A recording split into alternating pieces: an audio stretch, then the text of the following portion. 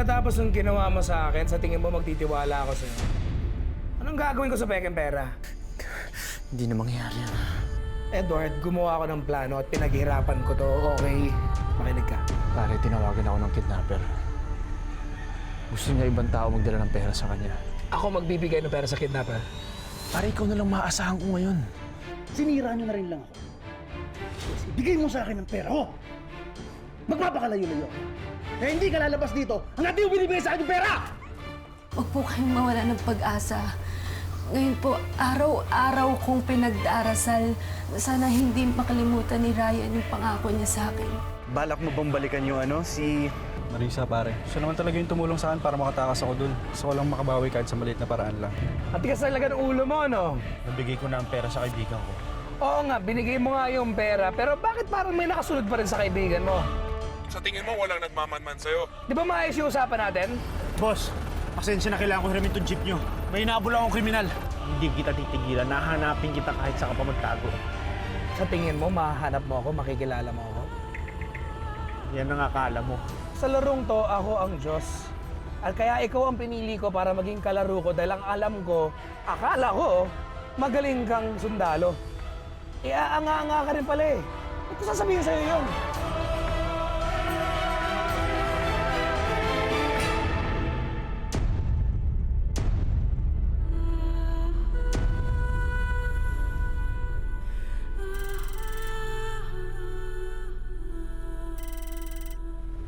Sabihin mo na kahit anong gusto mo sabihin.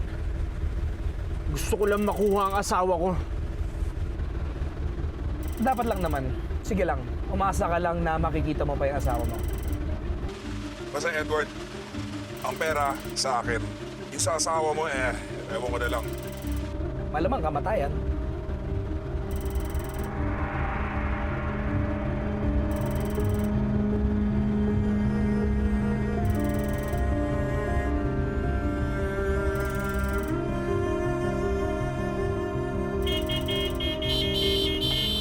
Ana!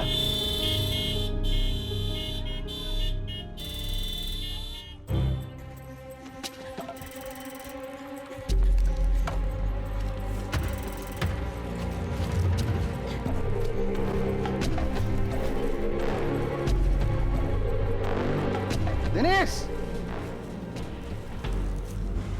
Bata. May nakita ka bang babaeng dumaan?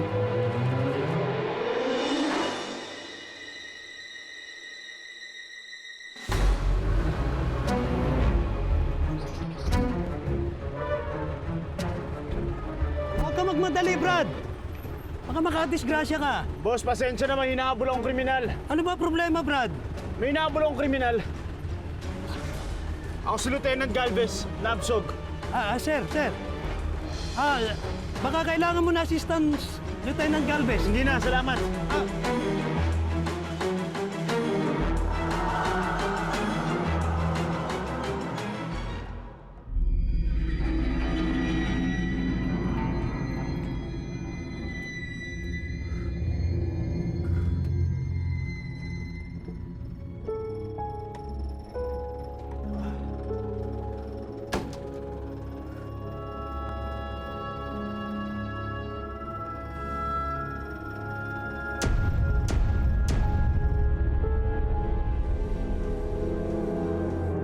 Tinatanong kita, may babae bang dumaan dito? Wala ho. Wala ho.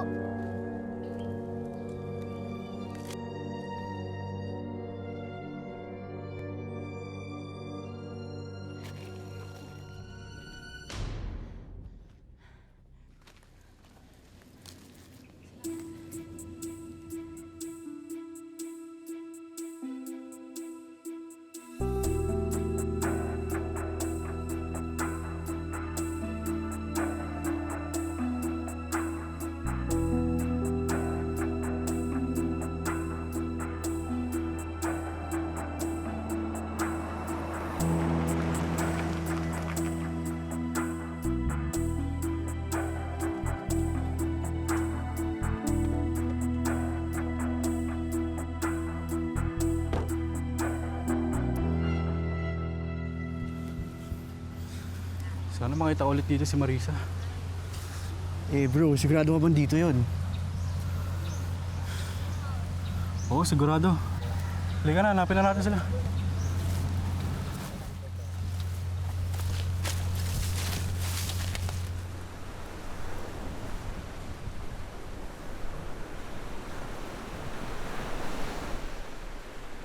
Totoo bang sinabi mo?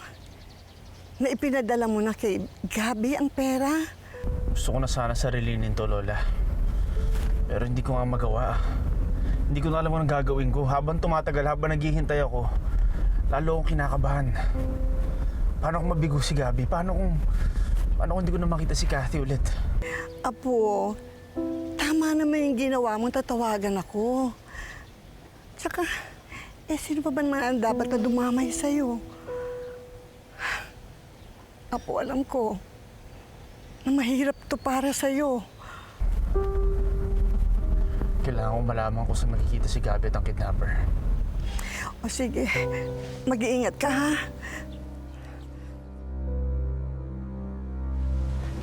Hoy! Hoy! Ang layo nito. Nasaan ba tayo?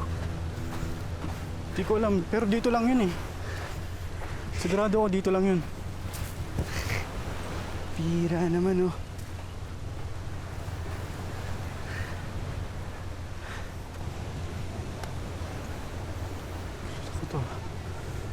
Kilala ko to.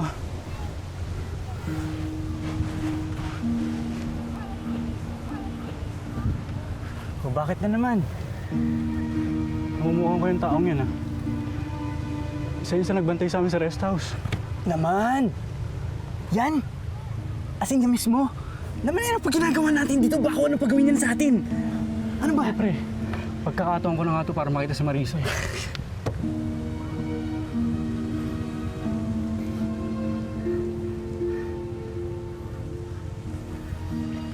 Uy! Ito na. Uy! Ang hira naman oh.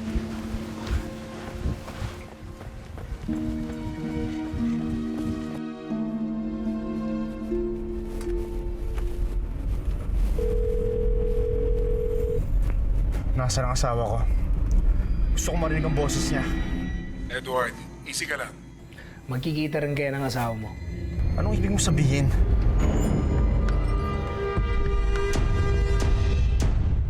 Wala akong oras makapagbiroan sa'yo. Nasaan si Kathy? Oo, easy lang. Baka babangga ka niyan eh. Pumunta ka sa lugar na to.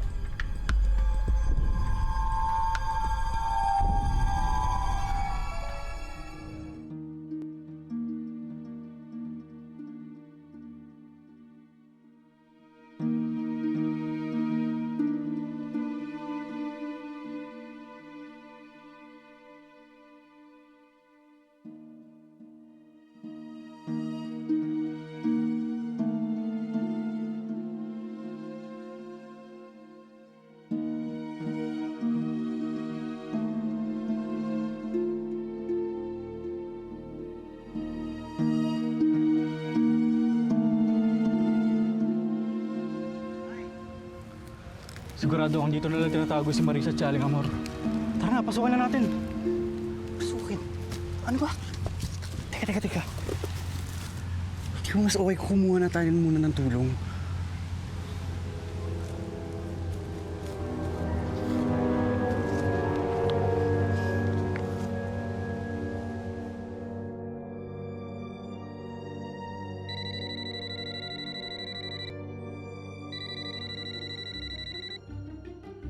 Hello?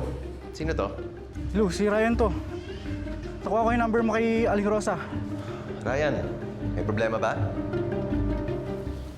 Gutom ka na ba?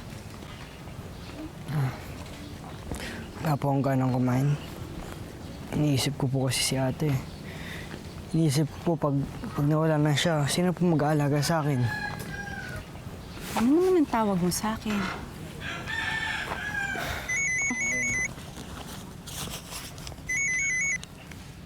Hello? Hello? Chang, Denise!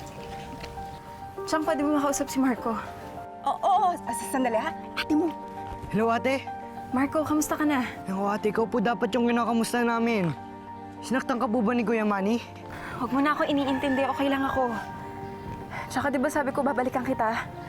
Alam mo namang hindi kita papabayaan, di ba? Ate, makita na po tayo. Oo, sige, sige. Sabihin mo sa akin kung nasan ka, ha? Pupuntahan kita kagad. Pangako ko sa'yo, ilalayo na kita sa gulo, ha? Marco, ayokong dahil sa akin mapahama ka pa.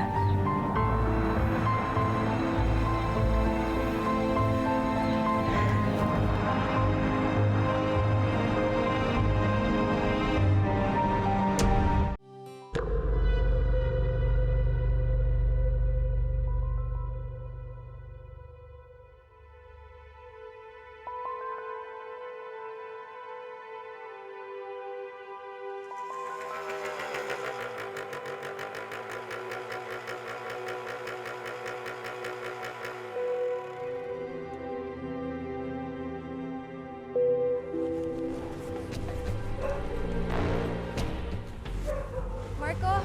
Ate! Ate! Marco! Ate! Marco! Marco, wag!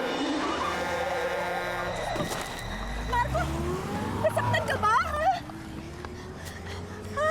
Anong ginagawa mo? Ba't hindi ka nakatingin, ha? Okay ka lang? Masakit, ha? Huwag ka tumitingin! Okay ka lang? Ha? Ano? May masakit ba? Ano ka ba naman? Ano na mangyayari sa akin kung pati ikaw mawawala? Ha?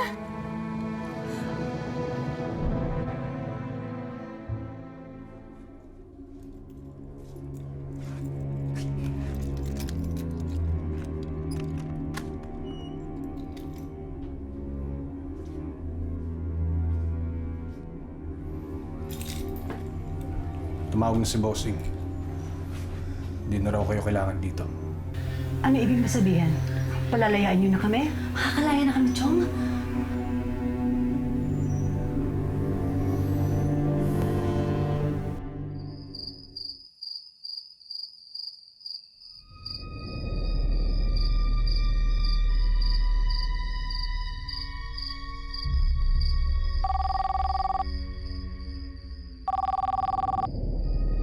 Nasa si Kathy. Ano kaya, maglaro kaya tayo? Taguan. Kailangan mo lang naman hanapin si Kathy. Basta ito ang rules. Hanapin mo si Kathy, kailangan mong bilisan. Dahil hindi ko mapapangako sa'yo kung ano mangyayari sa kanya. Malay ba natin? Okay? Edward, good luck. Enjoy the game. Edward, tulungan mo ako! Kathy! Kathy! Gardo, gasolina to. Anong gagawin mo sa amin? Susunugin mo kami, Gardo! Para hindi na kayo makakanta sa mga pulis. Chong, baka wala niyo naman kami. Maawa ka sa amin! Hindi ka naman namin isusumbong sa pulis eh! Gardo, maawa ka naman sa amin. Tawagin niyo na lahat ng santong kilala ninyo. Gardo, maawa ka sa amin. Maawa ka, Chong. Teka, saan ka pupunta? Ikaw naman ang bahala maghintay sa mga taga-NBI. Gusto ko makasigurong ligtas si Marisa at si Aling Amor. Sige, sige. Sige na, mag-ingat ka.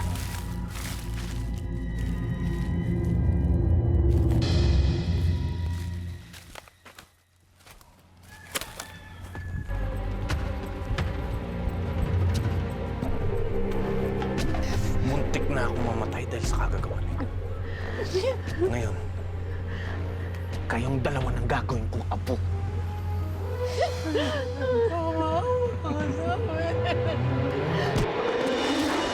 Buti na lang nahanap ko kayo dito. Ayan, buti naman ang... Halika na, halika na. Pinalikan mo kami. Ligtas na kayo, Marisa. Sige na, sige na. Ay! Umakas pa kayo! Sabay-sabay tayo sa impyerno!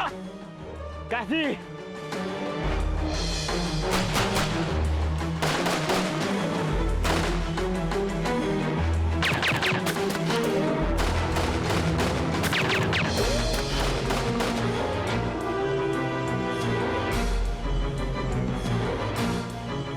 Sige lang, Edward. Mag-warm up ka lang dyan.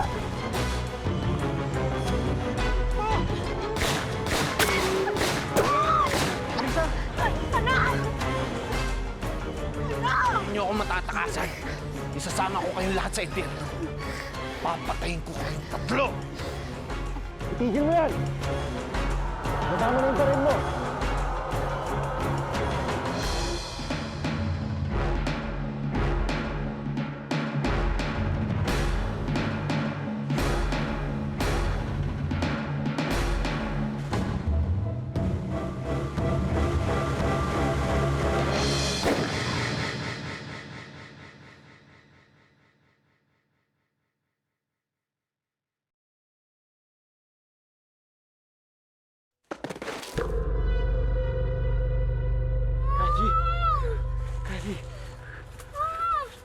Kathy!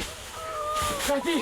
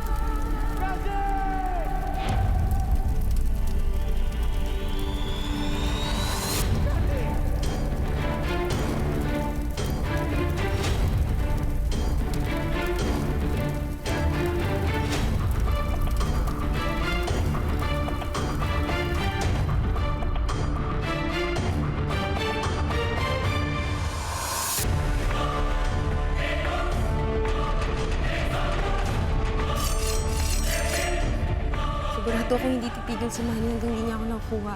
Oh, paano? Saan na tayo tutuloy niyan? Si Ryan.